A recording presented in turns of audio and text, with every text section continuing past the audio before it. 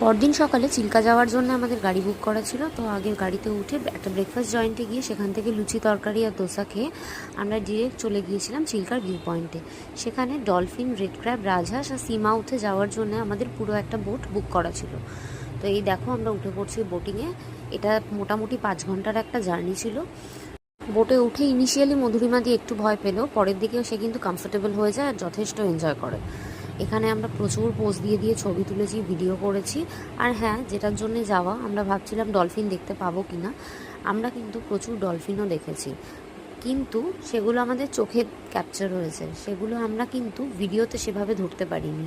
আর এই দেখো, এখানে এত সুন্দর লাগছিল, চারদিকের ভিউটা এতটাই সুন্দর যে খুবই ভালো লাগছিল।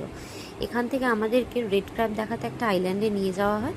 সেখানে এই রেড ক্র্যাবগুলো আমরা দেখতে পাই, আর তার সাথে কিছু লোক আমাদেরকে এই ঝিনুকের মধ্যে থেকে মুক্ত বের করে দেখায়। তারপর আমরা চলে আসি সি মাউথে। সেখানে কিছুক্ষণ ঘোরাঘুরি করে কাঁকড়া আর চিংড়ি মাছ দিয়ে ফাটিয়ে খেয়ে তারপরে আমরা আবার ব্যাক করে আসি। তো মোটের ওপর দিনটা আমাদের খুব ভালো কেটেছিল। তো দেখা হচ্ছে নেক্সট ব্লগে।